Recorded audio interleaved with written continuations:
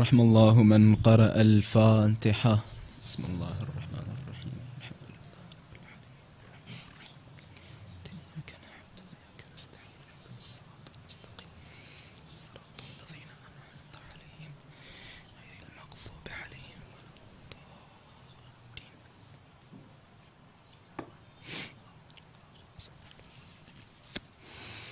لا حول ولا قوة إلا بالله العلي العظيم. أعوذ بالله من الشيطان اللعين الرجيم. بسم الله الرحمن الرحيم. الحمد لله رب العالمين بارئ الخلائق أجمعين، والحمد لله الذي نور قلوبنا بمحبة علوية،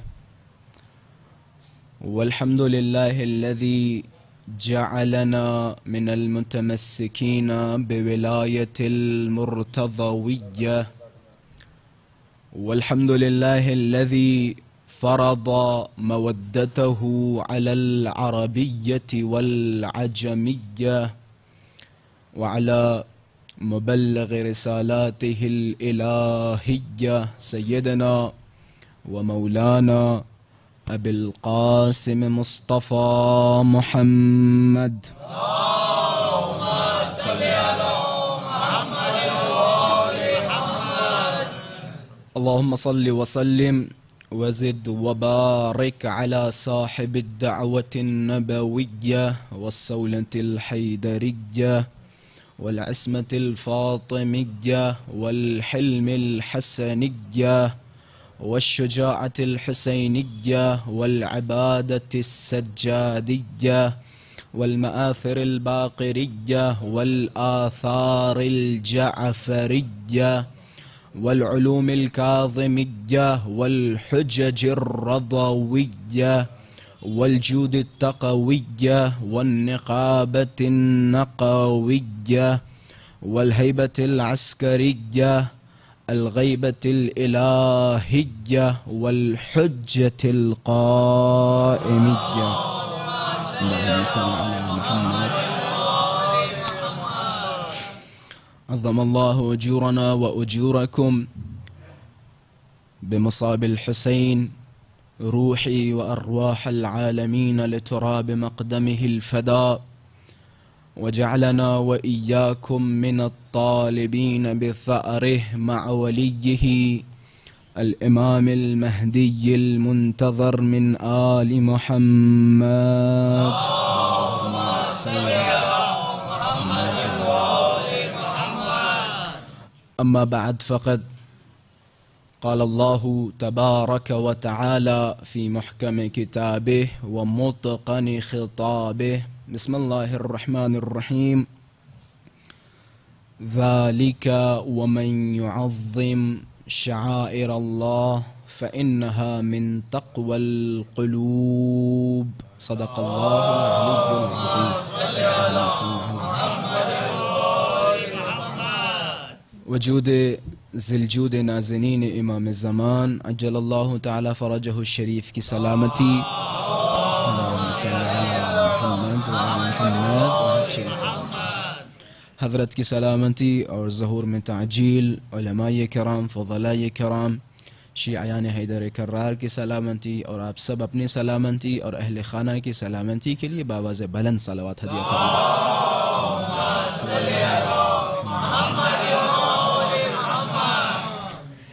عزیزان محترم، ماہ محرم کا چاند نمودار ہو چکا ہے. غم کا چاند نمودار ہوتے ہی ایک خبر غم لے کے آیا ہے. جب یہ چاند، میں نے کل بیان کیا تھا، جب یہ چاند مدینے میں اس وقت نکلتا تھا جب آل محمد کا دور تھا، تو مدینے میں واویلا کی صدائیں بلند ہونے لگتی تھیں. میں نے کل ظاہراً مجلس میں بیان کیا، تکرار کرنے میں کوئی حرج نہیں. بعض افراد مجلس میں موجود نہیں تھے. مدینے والے جب بھی مشکوک ہو جاتے تھے کہ محرم کا چاند نمودار ہوا یا نہیں، تو وہ بنی ہاشم کی گلیوں میں جایا کرتے تھے اور اگر بنی ہاشم کے گھروں سے واویلا کی صدائیں بلند ہوتی تھیں تو سمجھ جاتے تھے ماہ محرم کا چاند نمودار ہو چکا۔ میں نے کل ایک اور روایت بیان کی تھی مصائب کے وقت، لیکن معاف کیجیے گا میں اس روایت کا تکرار کر رہا ہوں، یقیناً اس میں کوئی حرج نہیں۔ میں نے بیان کیا تھا امام کے سامنے ایک شخص آیا اور آنے کے بعد امام کی خدمت میں عرض کیا مولا یہ دیکھیں، یہ ہم سنیں اور سمجھیں اور اپنے آپ کو ماہ عزا ماہ غم کے لیے آمادہ کریں، بہت ضرورت ہے۔ ایک شخص مولا کی خدمت میں آیا اور آنے کے بعد مولا سے سوال کیا کہ مولا یہ قصہ کیا ہے، سبب کیا ہے، راز کیا ہے؟ ان المیت یبکون لہ، کہ دنیا کا رواج یہ ہے کہ میت کے اوپر گریہ کیا جاتا ہے، رویا جاتا ہے، زجہ کیا جاتا ہے، صرخہ کیا جاتا ہے بعد موتہ او قتلہ، کہ اس کی موت کے بعد یا اس کی شہادت یا اس کے قتل کے بعد۔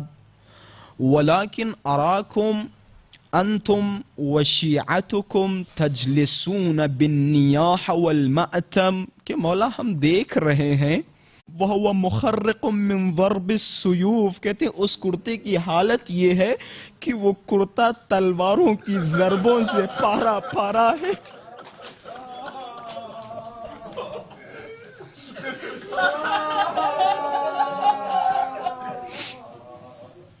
کہ وہ کرتا تلواروں کی ضربتوں سے پارا پارا ہے اور خون میں غلطیدہ ہے، خون ہی خون ہے اس کرتے میں۔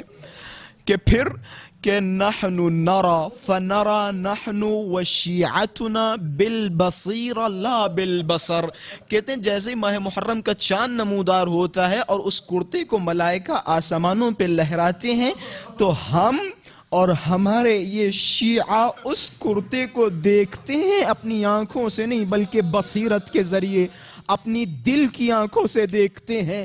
اب جب ہماری نظر اس بریدہ بدن پہ جاتی ہے فَتَنْفَجِرُ دُمُوعُنَا، تو ہماری آنکھوں سے آنسو نکلنا شروع ہو جاتے ہیں۔ عزیزان محترم، ایام عزا کا چاند نمودار ہو چکا ہے، ہم سب اپنے آپ کو امام حسین کے لیے وقف کر دیں۔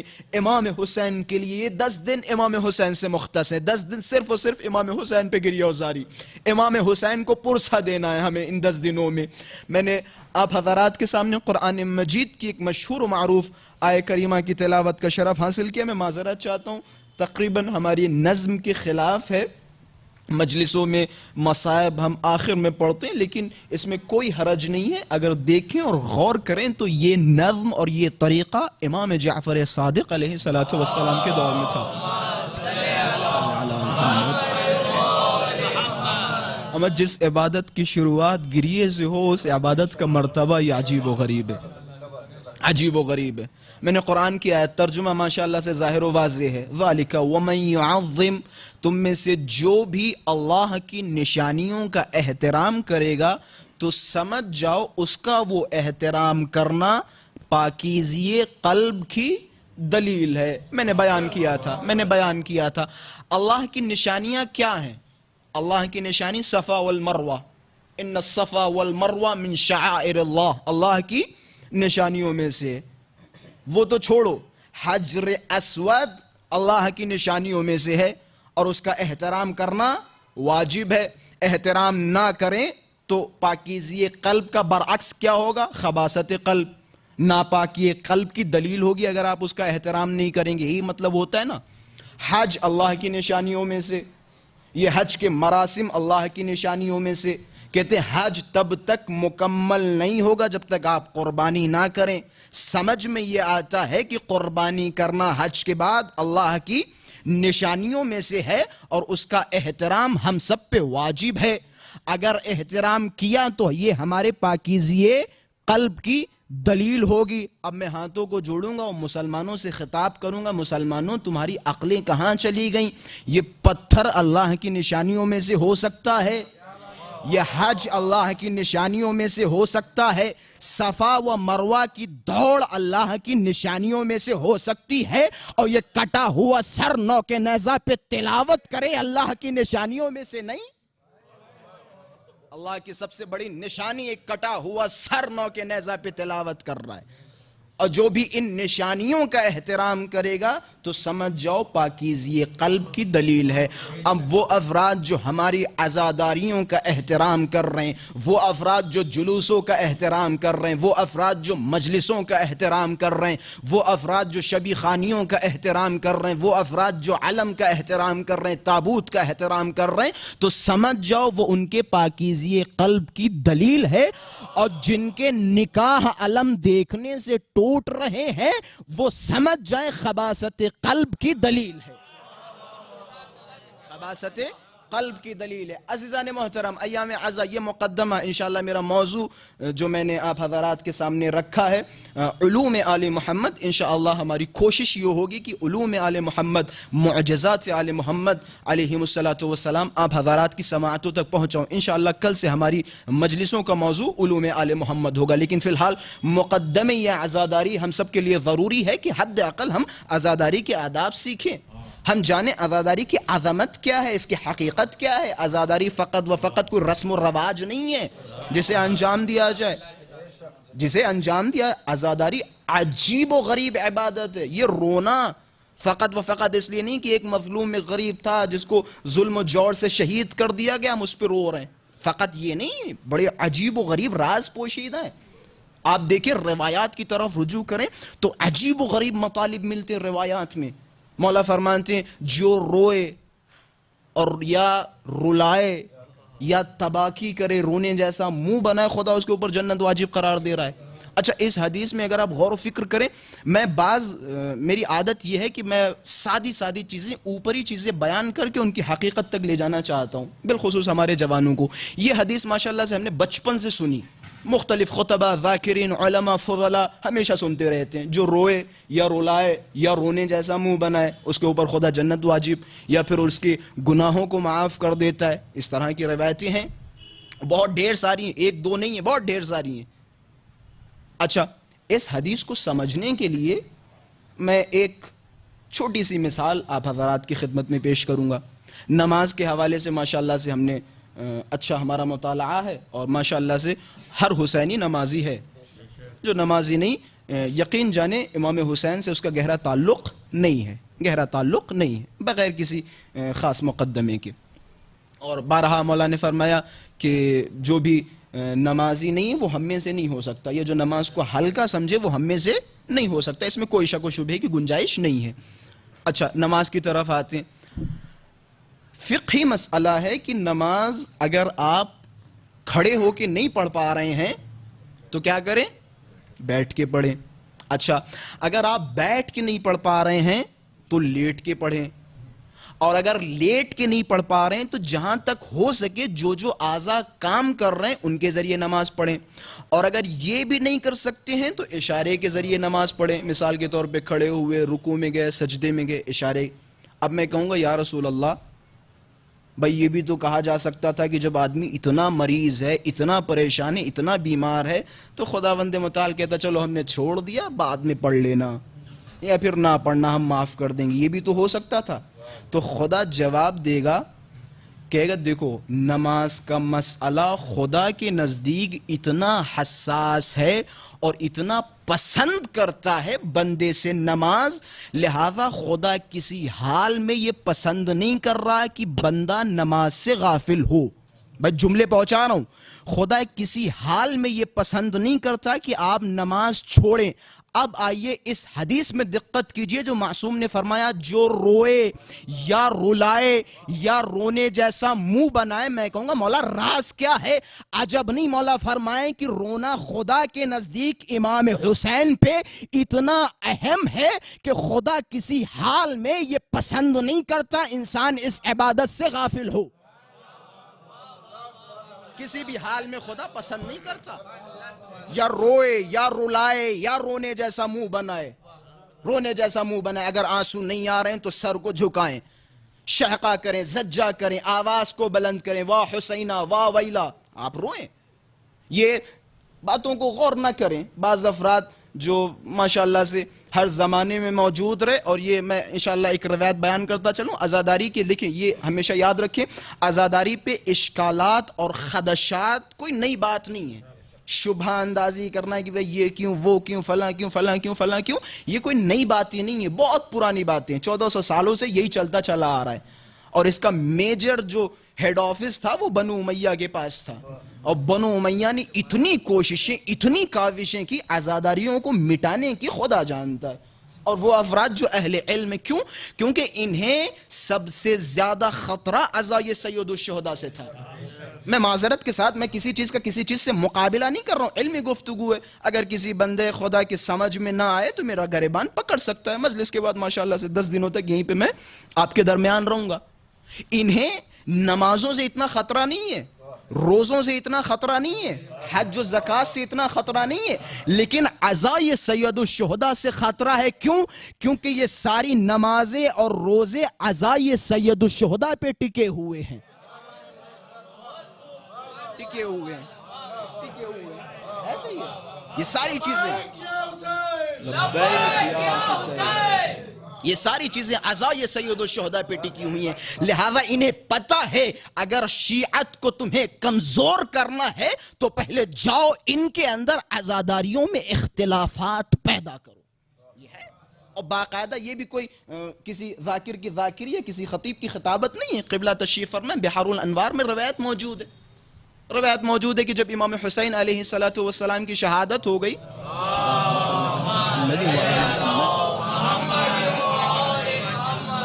خود یہ روایت، میں مزید تائید کے لیے خود یہ روایت آیت اللہ وحید خراسانی حفظہ اللہ نے اپنی ایک تقریر میں فرمائی کہ جب امام حسین کی شہادت ہو گئی تو شیطان نے ایک چیخ لگائی، کہ کیا ہو گیا؟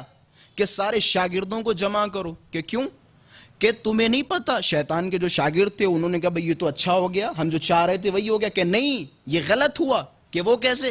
کہ عزائے سید الشہداء، اب امام حسین کے قتل کے بعد امام حسین نے لوگوں کے دلوں میں ایک ایسا انقلاب پیدا کر دیا کہ اب یہ پوری دنیا اس امام حسین کے انقلاب میں ملحق ہوتی چلی جائے گی. لہذا اب تم سب کا کام یہ ہے کہ جو کچھ ہو سکے اور جتنا ہو سکے ان کے درمیان جاؤ اور ان عزاداریوں میں خدشات و اشکالات وارد کرو. روایت ہے. یہ شیطان نے اسی دن فیصلہ کر لیا تھا کہ بھیا کچھ ایسا کرو کہ خود یہ آپس میں لڑنے لگیں، خود آپس میں جھگڑنے لگیں، یہ کیوں، وہ کیوں، فلاں کیوں، فلاں کیوں، فلاں کیوں، فلاں کیوں، یہ خود آپس میں کچھ کرنے لگے. اور ویسے ہی ہو رہا ہے. عزیزان محترم، امام حسین نقطۂ اتحاد ہے، نقطۂ اتحاد، نقطۂ اتحاد امام حسین کی ذات ہے. امام حسین کے نام پہ جب امام حسین کا نام آئے نا تو اپنی ساری ذاتیات کو کنارے رکھیں، اپنی اکڑ کو کنارے رکھیں، اپنے گھمنڈ کو کنارے رکھیں. بھائی امام حسین کے نام پہ شیعت یعنی کیا؟ اچھا آپ جائیں گے، ابھی ایام عزا ہے، ایام عزا میں ہم زیارتیں پڑھیں گے، زیارت مخصوص ہے یہ امام حسین، زیارت عاشورہ. آپ حضرات سے، بچوں سے گزارش ہے، میں اس لائق نہیں جو بزرگان کی خدمت میں نصیحتیں کروں بچوں سے. آپ حضرات کوشش کریں زیارت عاشورہ کی تلاوت روز کریں، خود تلاوت کریں. یہی زیارتوں میں ہم جملے پڑھیں گے، یا لیتنی کننا معکم فافوز فوزا عظیما، اے کاش ہم آپ کے ساتھ ہوتے، خوب کامیاب ہو جاتے. اچھا کامیابی اس دور میں نہیں ہے، کامیابی صرف کیا اسی دور میں تھی؟ بے شک کامیابی تھی، لیکن صرف اسی دور میں نہیں تھی، آج بھی ہم کامیاب ہو سکتے ہیں. اب دیکھنا یہ ہے کہ جو کام اور جو افعال اصحاب حسین نے انجام دیے وہی ہم کریں، وہی ہم کریں. اصحاب حسین نے کیا کیا؟ اصحاب حسین نے اپنے زمانے کے امام کو پہچانا اور اپنے زمانے کے امام کے سامنے اپنے آپ کو سرنڈر کر دیا. آج ہم اپنے زمانے کے امام کو پہچانے اور اپنے آپ کو امام وقت کے سامنے سرنڈر کریں. تو عزیزان محترم، میری موضوع بحث جو آپ حضرات کے سامنے چند نکات بیان کروں گا وہ یہ کہ عزاداریوں میں ہمیشہ سے خدشات وارد کیے گئے. بنی امیہ نے ہر کوشش، یہ جو کربلا مختصر، اس پہ اتنے حملے ہوئے، اتنی مرتبہ اس کربلا کو خراب کیا گیا. آپ خود ماشاءاللہ سے اہل علم، پانی کاٹ دیا گیا، نہر فرات کا پانی آ گیا، پوری کربلا بھر گئی، پتہ نہیں کتنی مرتبہ قبر کا نشان مٹایا گیا، اور آنے والے زوار کے ہاتھ کاٹے گئے، پیر کاٹے گئے، روکا گیا، ہر طرح کی کوششیں کی گئیں. لیکن یہ عزائے سید الشہداء ہے، تمہاری ناکام کوششوں سے فرق نہیں پڑنے والا. تم کرتے رہو، تم مٹ جاؤ گے، عزا باقی رہے گی. تمہاری زندگی ابھی نجفی صاحب بتا رہے تھے کہ انسان کی زندگی کا ایوریج فی الحال 47 سال کا ہے. ایک پوری انسان کی زندگی کا ایوریج فی الحال اس دور میں 47 سال ہے. گویا آپ 47 سال کی زندگی میں جو کچھ کرنا ہو کر لو, 47 سال کے بعد فنش, ختم. لیکن عزا 1400 سالوں سے زندہ ہے اور تا قیامت زندہ ہوگی. صرف تا قیامت نہیں, قیامت کے بعد حشر, نشر, میزان, صراط, ہر جگہ عزاداری سید الشہداء ملے گی. جنت میں بھی, جنت میں بحد اولا عزاداری سید الشہداء ملے گی. لیکن وہاں خطیب ہم نہیں ہوں گے, خطیب کوئی اور ہوگا. صلوات پڑھیں محمد. زندہ آباد, زندہ آباد, مردہ آباد, مردہ آباد. اللہم صلی علی محمد. بھائی سب سے زیادہ کوشش تو یزید نے کی تھی عزائے سید الشہداء ختم کرنے کی. جناب زینب سلام اللہ علیہا کا ایک کیریکٹر امام حسین کی شہادت کے بعد عزائے سید الشہداء برپا کرنا, اور سب سے زیادہ پابندیاں جناب زینب سلام اللہ علیہا پہ لگائیں, عزاداری سے روکا.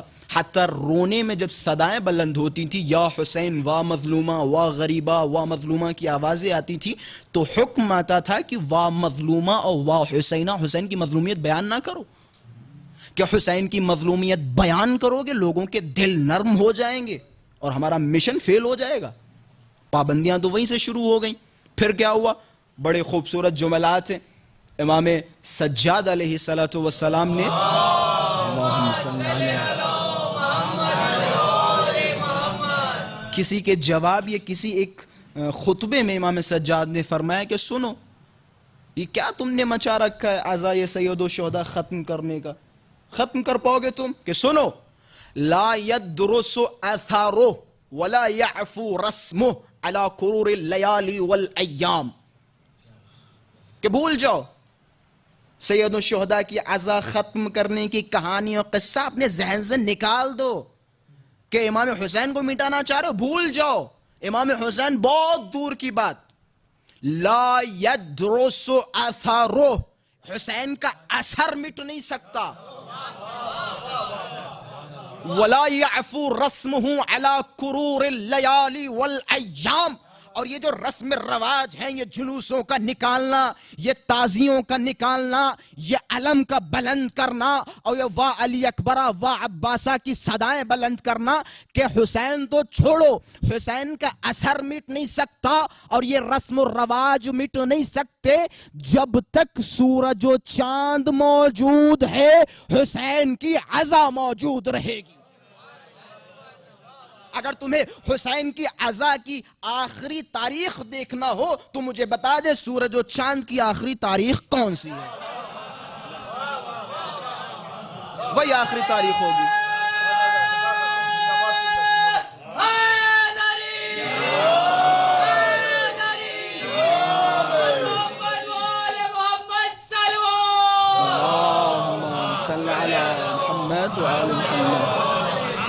اچھا, اس میں ایک بڑا علمی نکتہ ہے, مجھے نہیں پتا آپ حضرات کی سماعتیں کہاں تک پہنچیں گی. اسی جملے میں, اس کے بعد کے جملے میں علماء حضرات تشریف فرمائے, میری تائید فرمائیں گے. پھر مولانا نے فرمایا وَلَيَجْتَهِدَنَّ أَئِمَّةَ الْكُفْرِ وَأَشْيَاءُ الضَّلَالَ فِي مَحْوِهِ وَتَطْمِيسِهِ. اللہ اکبر, بڑی لذت آتی ہے مجھے اس جملے کو پڑھنے میں. وَلَيَجْتَهِدَنَّ, نون تاکید ثقیلہ. عربی ادب میں آپ جائیں گے, عربک گرامر میں جائیں گے, تو جب نون تاکید ثقیلہ کسی کلمے پہ داخل ہوتا ہے تو معنی دیتا ہے استمرار کا, ہمیشہ ہمیشہ ہمیشہ. حضرت نے کیا فرمایا 1400 سال پہلے, وَلَيَجْتَهِدَنَّ أَئِمَّةَ الْكُفْرِ وَأَشْيَاءُ الضَّلَالَ, کہ سنو کہ کفر کے امام اور ضلالت کے فرقے لَيَجْتَهِدَنَّ, ہمیشہ ہمیشہ ہمیشہ کوشش کرتے رہیں گے. کیا کوشش؟ فی محوہ و تطمیس, سے تاکہ عزاداریوں کو مٹایا جا سکے, چھپایا جا سکے. بڑا قیمتی جملہ ہے. آج جب آپ دیکھیں تو تعجب نہ کریں, لوگوں کے حملے آئے تو تعجب نہ کریں. وہ جو کہیں کہ بھائی انہوں نے مارا, یہی حسین پہ گریا کر رہے ہیں, یہ ایسا کر رہے ہیں, وہ ویسا کر رہے ہیں, تو کوئی تعجب نہ کریں. جب الزامات لگائیں تو کسی طرح کا تعجب نہ کریں. بھائی امام معصوم نے فرمایا, اور امام معصوم کا کلام امام الکلام ہے, بس مہر ہے, اس کے بعد کچھ نہیں. مولا نے فرمایا کوششیں کرنے والے ہر دور میں موجود ہوں گے عزاداریوں کو ختم کرنے کے لیے, لیکن اس کا اثر کیا ہوگا؟ فلا يزداد اثره الا ظہورا وامره الا علوا, کہ جتنی زیادہ یہ کوششیں کریں گے عزائے سید الشہداء کو مٹانے کی, اتنا ہی عزائے سید الشہداء ظہور اور عروج پیدا کرے گی. آؤ آؤ مٹاؤ, تم ہمیں مارو گے ہم پیدا ہوتے رہیں گے, تم عزاداریوں کو بند کرو گے عزاداریاں اور بڑھتی رہیں گی, تم جتنی زیادہ کربلا آنے پہ پابندیاں لگاؤ گے اتنا ہی ہمارے دلوں میں شدت و عشق اور بڑھتا رہے گا. تم کرو, تم مارو. لبیک یا حسین, لبیک یا حسین, لبیک یا حسین, لبیک یا مہدی, لبیک یا مہدی, لبیک یا مہدی.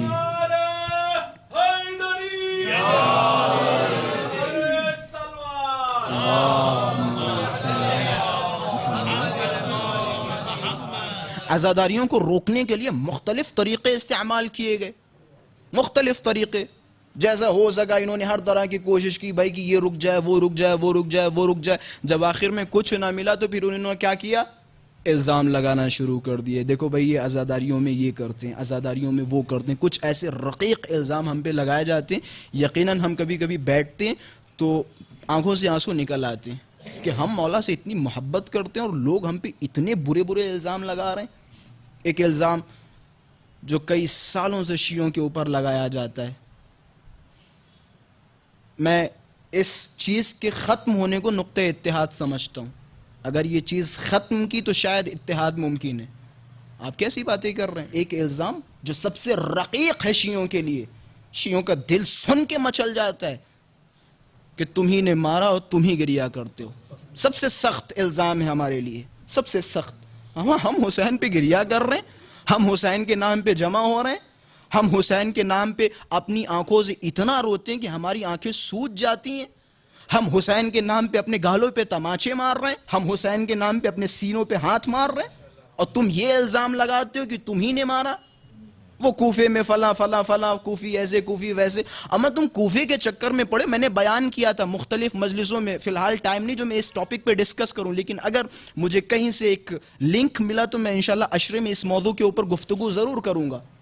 یہ جو ہمیشہ شیعوں کی زبانوں پہ یہ بہت زیادہ آنے لگا, اسے ختم کر دیں. بعض افراد پڑھے لکھے جاہل جو اس موضوع کے اوپر عجیب و غریب ڈسکشنز کرتے ہیں, غلط ہے کہ کوفے ایسا تھا, کوفیوں نے یہ کیا, کوفی وہ, الکوفی لا یوفی, کوفیوں میں وفاداری نہیں, ایسا نہیں ویسا نہیں, فلاں فلاں. کوفے پہ بڑے الزامات ہیں, لیکن ان الزامات کو پڑھنے اور بیان کرنے سے پہلے ذرا یہ سوچیں کہیں ایسا تو نہیں ہے بنی امیہ کی چال ہے. اما کوفہ خطرناک تھا یا مدینہ؟ اما وہ مدینہ جہاں علی کے منصب کو چھینا گیا, وہ مدینہ جہاں زہرا پہ دروازہ گرایا گیا, وہ مدینہ جہاں زہرا کا حق چھینا گیا. بھائی عقل سے سوچیں, عقل سے سوچیں. علامہ امینی رحمت اللہ علیہ اور اسی طریقے سے سید ابن طاؤس فرماتے کم سے کم 66 لوگ کوفے سے امام حسین کے لشکر میں تھے. 72 میں 66 کوفے سے تھے, کوفے سے تھے. مدینے سے بنی ہاشم کے سوا, بنی عقیل کے سوا کوئی نہیں. بھئی یہ سارے کے سارے کوفے سے ہی تو تھے. اور رہی بات کہ کوفہ شیعوں کا ایک گڑھ تھا, ایسا تھا ویسا تھا, ایسا کچھ نہیں ہے, ایسا کچھ نہیں ہے. لوگ تھے بھی تو ضعیف الیقین تھے, ضعیف الایمان تھے, اور بہت سارے ایسے تھے جو امام حسین کی مدد کے لیے آمادہ تھے, لیکن ابن زیاد ملعون کوفے میں وارد ہوا, کنٹرول اس کے ہاتھ میں تھا. بھائی آپ پوری مثال کے طور پہ پورے شہر میں ایک قوم رہتی ہو, لیکن پولیس, ملٹری اور نمیدونم سارے بوم ہتھیار حکومت کے پاس ہیں, آپ تعداد نہیں دیکھیں گے، اوزار دیکھے جائیں گے، اوزار دیکھے جائیں گے، سارے وسائل ان کے پاس تھے، تو لہٰذا انہوں نے اپنی طاقت کی زور پہ بہت ساروں کو کربلا کی طرف جانے نہیں دیا، بہت ساروں کو قید کر لیا، ہانی بن عروہ اور مختار ثقفی وغیرہ یہ سارے کے سارے زندہ میں رہے، اور پھر بعض افراد جو ضعیف الیقین ضعیف الایمان تھے انہیں خرید لیا۔ اچھا چلے میں ساری باتوں کو ایکسپٹ کر رہا ہوں، بڑا مشہور جملہ ہندوستان کے بزرگ خطبہ نے پتہ نہیں کتنے سالوں پہلے اس جملے کو مختلف ممبروں سے بیان کیا، چلے میں ایکسپٹ کر رہا ہوں کہ جنہوں نے امام حسین کو مارا میں ایکسپٹ کر رہا ہوں، جنہوں نے مارا شاید شاید شاید شاید وہ شیعہ تھے، شاید شیعہ تھے، خوب تھے، اور ہمارے باپ دادا، خیر ہم تو سید ہیں، جو نہیں تھے مثال کے طور پہ کسی کے تھے، خوب مان لیا، ہم 1400 سال کے بعد آئے، ہم کہتے ہیں پروردگارہ جس نے امام حسین کو مارا اور جو امام حسین کے قتل میں شامل، اس پہ لعنت، اب دم ہے تو تم لعنت کرو، جو حسین کے قتل میں شامل، خدا اس پہ لعنت کرے، دم ہے تو کہو، پھر خود بخود مشکوک ہو جائیں گے، ہم کس کو لیں، یہ سلسلہ تو بڑی آگے تک جائے گا، کون حسین کے قتل میں شامل ہے۔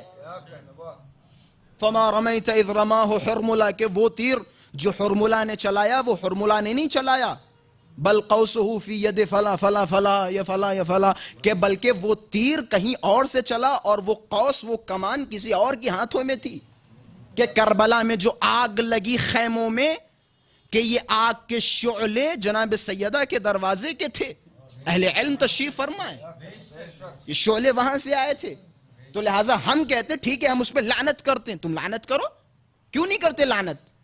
بھائی سمپل سی بات ہے، عمر سعد اللعین شیعہ تھا، شمر شیعہ تھا، ابن زیاد ملعون شیعہ تھا، خولی شیعہ تھا، شرم کرو، ہمیں تکلیف ہوتی ہے، ہمیں اذیت ہوتی ہے، آپ جو کچھ علمی بحثیں کرنا ہو کریں، لیکن اس طرح کے الزامات غلط ہیں، اور میں یہ تمام لوگوں کو نہیں کہہ رہا ہوں، بہت سارے ہیں جو ہمارے مذہب ثانی سے تعلق رکھتے ہیں، بہت سارے ہیں وہ الزام کے قائل نہیں ہیں، لیکن کچھ ہیں فتین جو اس طرح کے الزامات لگاتے ہیں، تو خلاصہ ہمیں اس الزام سے بری کرو، ہم بالکل کس کے خلاف ہیں، بالکل خلاف ہیں۔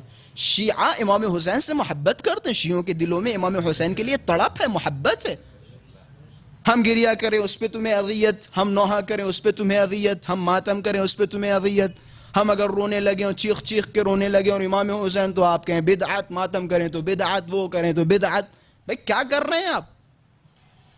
کیا آپ کے پاس کوئی دلیلیں نہیں ہے رونے پہ؟ اما رونا ایک فطری مسئلہ ہے، کسی کی مظلومیت پہ رونا، مولا کا فرمان ہے، اللہم انی اعتذر الیک بمظلوم ظلم بحضرتی فلم انصرہ، پروردگارہ میں پناہ چاہتا ہوں میرے سامنے کسی مظلوم پہ ظلم ہو اور میں اس کی مدد نہ کر سکوں۔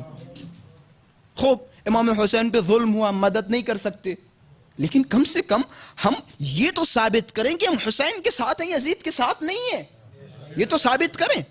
ایک فقہی مسئلہ ہے، بھائی فقہی مسئلہ ہے، فقہی، اذا قتل احد شخصا، اگر کسی ایک انسان نے کسی ایک انسان کو مار ڈالا، غور کیجیے گا فقہی مسئلہ بیان کر رہا ہوں، اور پھر کہیے گا کہ ہم روئیں یا نہ روئیں، یا چپ چاپ کھڑے دیکھتے رہیں۔ حسین کو کربلا میں علیہ السلام کو شہید کر دیا گیا، فقہی مسئلہ ہے، اگر کوئی ایک انسان کسی کو مار دے اور تیسرا کھڑا نظارہ دیکھ رہا ہے، فقہی مسئلہ یہ ہے کہ جس نے مارا اس کی تو سزا موت ہے، موت کے بدلے موت، اچھا تیسرے کی سزا کیا ہے؟ کہتے ہیں اس کی دونوں آنکھوں کو نکال لیا جائے اور تا ابد زندان میں ڈال دیا جائے، تا ابد ہمیشہ کے لیے زندان میں ڈال دیا جائے، کہ بھائی جب یہ کچھ کر سکتا تھا تو اس نے کیوں نہیں کیا، کیوں نہیں کیا؟ اچھا ہم امام حسین کے ساتھ نہیں تھے، ہم امام حسین کی مدد نہیں کر سکتے، ہمارا وجود نہیں تھا، لیکن آج ہم ممبروں سے اور مجلسوں سے حسین کی طرف خطاب کرتے ہوئے یہ ضرور کہیں گے، یا ابا عبداللہ الحسین ان کان لم یجبک بدنی عند استغاثک فقد اجابک روحی وقلبی وہوائی وبصری ومالی واولادی وکل شیء۔ اے ابا عبداللہ الحسین، اگرچہ ہمارے بدن روز عاشورہ موجود نہیں تھے، ہم آپ کی مدد نہیں کر سکے، لیکن آج ہم اپنی آنکھوں کے ذریعے سے آپ کی مدد کریں گے، ہم کانوں کے ذریعے آپ کی مدد کریں گے، ہم دل کے ذریعے آپ کی مدد کریں گے، ہم مال کے ذریعے آپ کی مدد کریں گے، ہم اولاد کے ذریعے آپ کی مدد کریں گے۔ یہ ہمارا لبیک ہے اس دور کا، ہم ہر طرح سے امام حسین کے لیے حاضر ہیں، ہم امام حسین کی ہر طرح سے خدمت کریں گے۔ ہم جو امام حسین کی محبت کے نعرے لگا رہے ہیں ان پہ الزام، اور جو چپ چاپ بیٹھے اور تماشا دیکھ رہے ہیں وہ بڑے اللہ والے، یہ کیسا نظام، یہ کیسا معیار ہے؟ خلاصہ، دشمنوں کی ہر طرح کی کوشش، ہر طرح کی کاوش کو اگر آپ توڑنا چاہتے ہیں، ختم کرنا چاہتے ہیں، تو پرزور عزاداری برپا کریں، پرزور عزاداری۔ میں ابھی ناگفتہائی از عاشورہ آیت اللہ سید علی حسینی میلانی، بحث امامت کے ایک بہترین مدرس، ایک بہترین فقیہ، آیت اللہ وحید خراسانی صاحب کے شاگرد ہیں سید علی حسینی میلانی، ان کی کتاب ناگفتہائی از عاشورہ بڑی زبردست کتاب ہے، تقریباً 2 یا 3 سال پہلے شائع ہوئی تھی۔ میں اسی کتاب میں پڑھ رہا تھا، انہوں نے ایک باب رکھا کہ بنی امیہ کی خوشی کس چیز میں ہے، بنی امیہ اور بنی امیہ کی اولاد، کیونکہ بنی امیہ کا اثر اب بھی باقی ہے، اثر نہیں بہت زیادہ، بنی امیہ کی ایک نسل مسلسل چل رہی ہے، کہ بنو امیہ کی سب سے بڑی خوشی امام حسین کی عزاداری سرد ہونے میں ہے، سرد ہونے میں، یعنی جتنا زیادہ ہم امام حسین کی عزاداری کو کم کرتے چلے جائیں گے بنی امیہ خوش ہوتا چلا جائے گا۔ اور بھائی یہ بھی ایک تقریباً میرے خیال سے علمی نکتہ ہے، اور اگر آپ زیارت عاشورہ کی تلاوت کرتے ہیں تو باقاعدہ زیارت عاشورہ میں جملہ موجود ہے، روز عاشورہ کون سا دن ہے؟ بنو امیہ کی خوشی کا دن ہے، فرحت بہ ذالک، اس دن بنو امیہ نے خوشیاں منائی، تو لہٰذا جتنا عزاداری کو ہم عروج پہ لے کے جائیں گے بنو امیہ سکڑتا رہے گا اور افسوس کرتا رہے گا، اور عزاداریوں کو اگر ہم نے سرد کر دیا، ٹھنڈا کر دیا، تو بنو امیہ کی خوشی کا سبب بنے گا۔ تو لہٰذا کوشش کریں ہر طرح جس سے جو ہو سکے، اگر آپ اپنی حاضری کے ذریعے، مجلسوں میں آنے کے ذریعے استقامت کا مظاہرہ کر سکتے ہیں تو مجلسوں میں آئیں، اپنے بچوں کو لے کے آئیں۔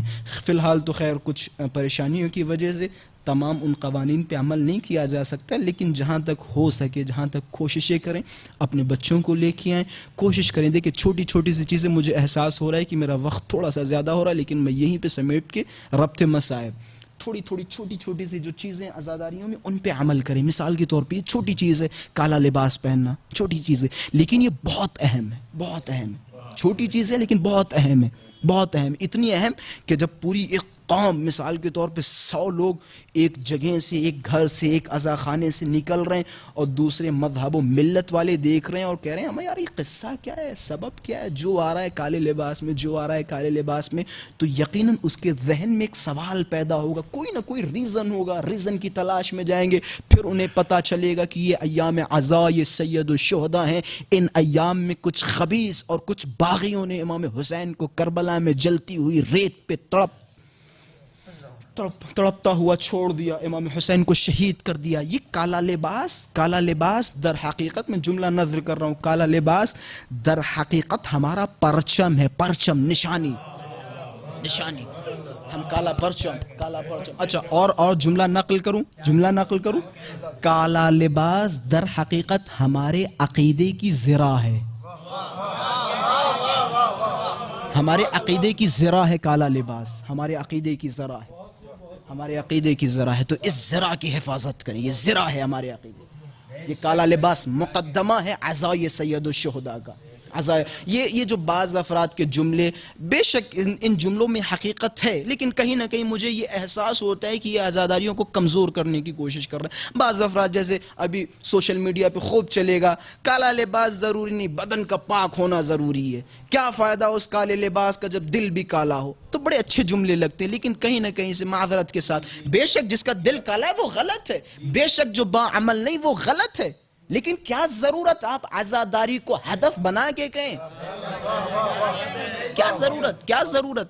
مثال کے طور پہ میں دیکھتا ہوں اگر ایک جلوس نکلا ہوا ہے، میں ان تمام چیزوں کی تائید نہیں کر رہا ہوں، میں بعنوان مثال بیان کر رہا ہوں کہ دیکھیں کیسی کیسی فکر کے افراد موجود ہیں۔ مثال کے طور پہ اگر ایک جلوس نکلا ہے اور اذان کا وقت آ گیا اور کسی علت کی وجہ سے اب مثال کے طور پہ اذان ہونے لگی، چلو جلوس احتراماً اذان کے احترام میں جلوس تھوڑی دیر بیٹھ گئے زمین پہ، بیٹھنے کے بعد جب اذان ختم ہوئی پھر دوبارہ وہ ماتم کرنے لگے. ایسے ایک حادثہ ہوا تھا جب وہ بیچارے اذان کے وقت سارے کے سارے بیٹھ گئے اور جب اذان ختم ہو گئی تو وہ دوبارہ ماتم کرنے لگے. اب وہاں پہ ہنگامہ مچا دیا کہ پہلے نماز پڑھو چل کے، پہلے مسجد جاؤ، پہلے یہ کرو وہ کرو. وہ آپس میں لڑائی ہوئی، لاٹھیاں چل گئیں.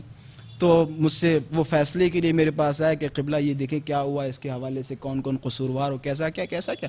میں نے کہا دیکھیں بھائی، بڑی سمپل اور بڑی آسان سی بات ہے.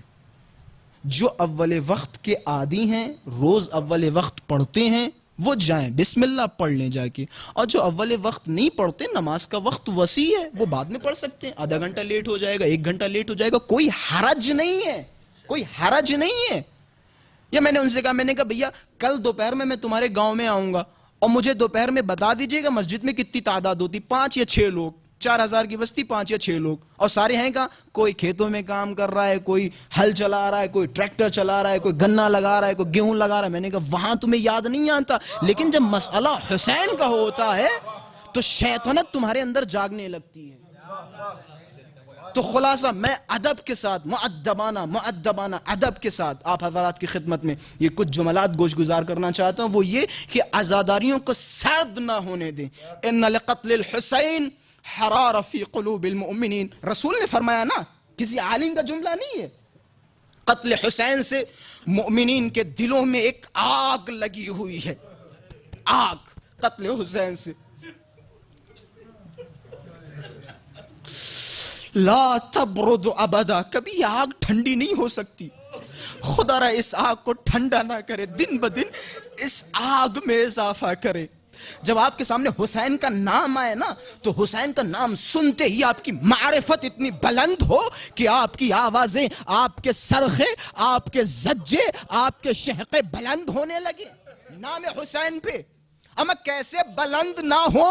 خود امام حسین کا جملہ ہے روز عاشورہ، امام نے فرمایا اے لوگو سنو، انا قتیل العبرہ، میں وہ قتیل ہوں جسے رلا رلا کے مارا.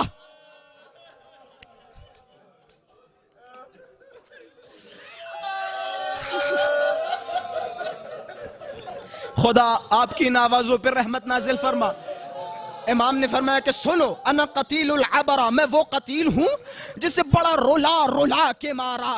لا یذکرنی مؤمنا الا بکا، کہ کوئی بھی مؤمن میرا ذکر نہیں کرے گا، کوئی بھی مؤمن میرا نام نہیں سنے گا مگر یہ کہ میرا نام سنتے ہی اس کی آنکھوں میں اشک جاری ہو جائیں گے، اس کی آنکھوں میں اشک جاری ہو جائیں گے. جناب آدم کتنے بڑے نبی ہیں. جناب آدم جب زمین پہ آئے، جب جناب آدم کی توبہ قبول نہیں ہوئی، جبرائیل آئے کہ آدم ان ناموں کا وسیلہ دو خدا کی بارگاہ میں، خدا تمہاری توبہ کو قبول کر لے گا. جناب آدم نے نام لینا شروع کیے، پہلا، دوسرا، تیسرا، چوتھا، 5ویں پہ جب پہنچے تو جناب آدم کا بدن لرز گیا.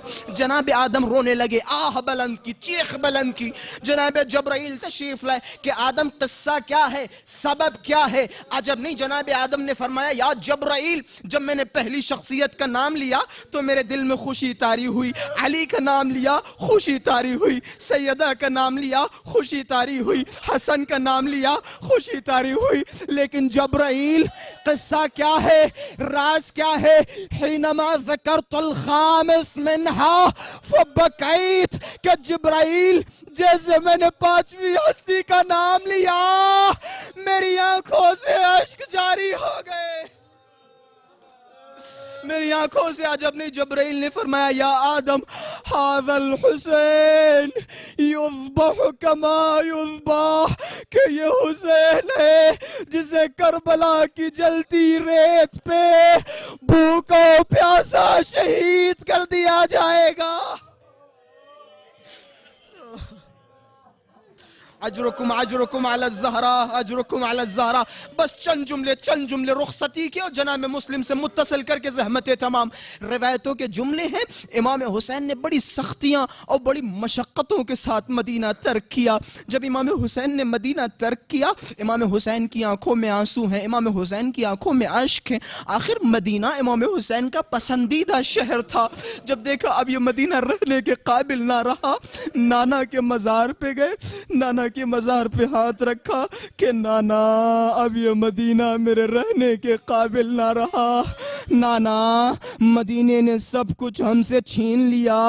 نانا آپ کے بعد میرے بابا علی کے سر پہ ضربت لگائی. نانا آپ کے بعد میری ماں سیدہ در در پھرائی گئی. ارے نانا آپ کے بعد میری ماں کو دربار میں بلایا گیا.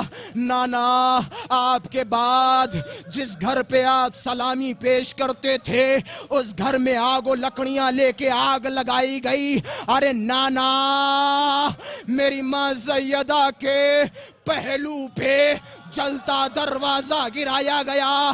نانا ہم مدینہ ترک کر رہے ہیں، نانا ہم مدینہ چھوڑ رہے ہیں. عزادارو امام حسین نے مدینہ چھوڑا اور جناب مسلم بن عقیل کو کوفے کی جانب بھیجا. جب مسلم ابن عقیل کوفے میں پہنچے، لوگوں نے مسلم ابن عقیل کا استقبال کیا. اب وہ لوگ جنہوں نے مسلم کو بلایا، وہ استقبال کرنے والے جو مسلم کے آگے پیچھے تھے، لیکن ہائر سفیر حسین کی تنہائی، ہائر مظلومیت، نماز کے لیے بلند ہوئے. اللہ اکبر، السلام علیکم. نماز ختم ہوئی. اب جب سر کو پھرایا کوئی نظر نہیں آ رہا. ارے کوفے کی گلیوں میں حسین کا سفیر ہے. جب کوئی مدد کرنے والا نہ ملا، ایک خاتون نے مسلم کو بلایا کہ تم گھر کیوں نہیں جاتے؟ تمہیں نہیں پتا کوفے کا ماحول کتنا خراب ہے؟ عجب نہیں. مسلم نے فرمایا اے بی بی ذرا بتا، جس کا کوفے میں کوئی گھر نہ ہو، جس کا کوفے میں کوئی گھر نہ ہو، وہ جائے تو کہاں جائے؟ خاتون آب لے کے آئی، پانی لے کے آئی. اب جب دیکھا کہ مسلم گھر کی چوکھٹ سے جا نہیں رہے، عجبنی خاتون نے سوال کیا کہ اے شخص ذرا یہ تو بتا تو ہے کون، کہاں سے آیا ہوا ہے؟ اب جناب مسلم جلال و حشمت کے ساتھ کھڑے ہوئے کہ تم مدینے کو جانتی ہو؟ کہ ہاں مدینے کو جانتی ہوں. کہ مدینے میں جو رسول تھے انہیں جانتی ہو؟ کہ ہاں میں جانتی ہوں. کہ تم علی کو جانتے ہو؟ کہ ہاں میں جانتی ہوں. کہ حسین کو جانتے ہو؟ کہ وہ تو میرے آقا ہے. کہ میں مسلم ابن عقیل سفیر حسین ہوں. بس اتنا سننا تھا. خاتون نے اپنے آپ کو گرایا، قدموں کا بوسہ لیا. بس عزاداروں مجھے پوری شہادت نہیں پڑھنی. مسلم ابن عقیل کو جب گرفتار کیا گیا، آخری جملے، گرفتار کیا گیا. گرفتار کرنے کے بعد دربار میں پیش کیا گیا. دربار میں جناب مسلم ابن عقیل نے ایک نعرہ لگایا کہ میرا امیر حسین ہے، میرا مولا حسین ہے، میری جان میرے مولا پہ فدا ہو. مسلم ابن عقیل کے لیے حکم جاری ہوا کہ مسلم کو چھت پہ لے جایا جائے، گردن کو تن سے جدا کی جائے، چھت سے ڈالا جائے. عزاداروں مسلم کو چھت پہ لے جایا گیا، گردن ذبح کی گئی. السلام علیک یا ابا عبداللہ. بس جب گردن تن سے جدا ہوئی، مسلم کے بدن کو دارالعمارہ کی چھت سے گرایا گیا. بس ختم کیے مصائب. جب خبر حسین کے پاس پہنچی، امام حسین نے مسلم کی بچی کو بلایا. ننھی سی بچی ہے مسلم کی. امام نے بلایا، بلانے کے بعد پیشانی کا بوسہ دیا، کانوں میں گوشوارے پہنائے، سر پہ ہاتھ رکھا، سر پہ ردا رکھی. اب یہ منظر حسین کی ننھی بچی دیکھ رہی ہے. عجب نہیں خیال کرے کہ یتیموں کے ساتھ ایسا برتاؤ ہوتا ہے، لیکن میں ہاتھوں کو جوڑوں گا. ارے سیدہ آپ جب یتیم ہوگی، کوئی تماچے لگائے گا، کوئی تازیانے مارے گا، کوئی کرتے میں